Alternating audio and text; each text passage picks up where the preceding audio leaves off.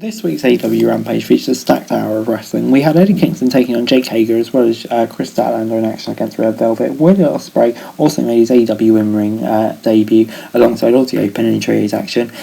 So yeah, it's a big show. So let's get straight into it, and we did kick off the show this week with Eddie Kingston versus Jake Hager. The show kicked off with the Jericho Appreciation Society came out and eliminated Hager from the Casino Battle Royal, and obviously that caused tension. Hager started the match strong and was dominating in the early stage of the match. He overpowered Kingston early, taking the big man down. Both men threw shots at each other, but neither backed down. Following the commercial break, Hager hit Kingston with a Hager bomb but couldn't put him away. Kingston then hit back with a Saito suplex, finish already Kingston needing two back-to-back spinning back fists before putting the former world champion away. And yeah, this was really good stuff. This was gets 7 out of 10 from me. Kingston is just so great for me on the run of his life at the moment, and yeah, this just proved that Hager not bad at all. So of course it led to a really good match, and it gets 7 out of 10. Really fun way to kick off Rampage. Britt Baker was backstage with Jamie Hayter, Rebel, and Tony Schiavone. She called out Toni Storm for having the gall to put her hands on the Women's Championship. Baker then sent a warning Storm, putting her hands on the title that doesn't belong to her. Jay Leaf and Statland Singh then took on a couple of judges. Statland Singh tagged in early and hit Fitchett, which was one of them, with massive chops across the chest. Baker then saw while they was going and ran in to try and double team Singh. The latter replied with a truly massive crossbody, taking them both down. Jay Leaf will then tagged in a hit double lethal injection on both Vega and Fitchett. Leaf will then pin Fitchett for the win.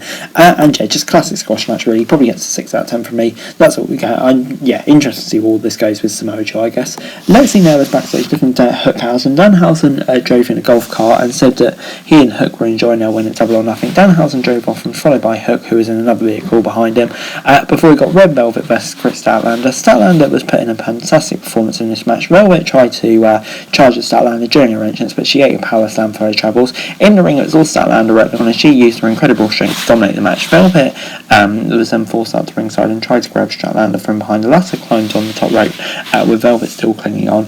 Statlander went for a crossbody, but after this missed, and this was the opening for Velvet, who needed. Velvet then went right to work on Statlander's knee. Back from the break, Statlander hit German suplex, followed by a Michinoku driver for a near fall. Red Velvet then tried to fight back, but Statlander hit the Big Bang Theory to pick up the win. Cargill took Statlander down with a big boot at ringside after the match. Anna Jay then ran down to the ring, but was taken out by Red Velvet and Kira Hogan before Athena's music hit and security stopped her from hitting the ring. But yeah, the TBS Women's title it's kind of building up at the moment. It's creating an interesting division. Didn't think this was bad at all. Yeah, gets 6 out of 10 from me. Good stuff. Intrigued to see where this goes. Will Ospreay and Aussie Open then took on FTR and Trent. Ospreay and Harwood started things off. Ospreay forced Harwood back into the corner and hit a chop. Harwood then hit back and hit harder chop and tagged Wheeler in. Ospreay took Wheeler down and showed off in his corner before tagging Carl Fletcher in. Wheeler was then with a drop toe hold, but Fletcher replied with a massive forearm strike. Mark Davis then tagged in, as did Trent, and Trent went for a roll up, but Davis hit back with a devastating chop. Ospreay then came back in and chopped Trent into the corner. Trent hit a big tornado DDT, forcing Ospreay to the outside. FTR then sent Aussie Open packing to join their leader. Trent hit a moonsault out to ringside, wiping out Ospreay, but he may have hurt his ankle on the way down. Aussie Open were then in complete control during the outbreak, with Trent in their corner. Back from the break, Mark Davis hit Trent with a senton for a 2 count. Dax Howard then finally tagged in, and he unloads on both Fletcher and Davis. Fletcher and Davis blindsided Wheeler and took him down with some incredible tag team work.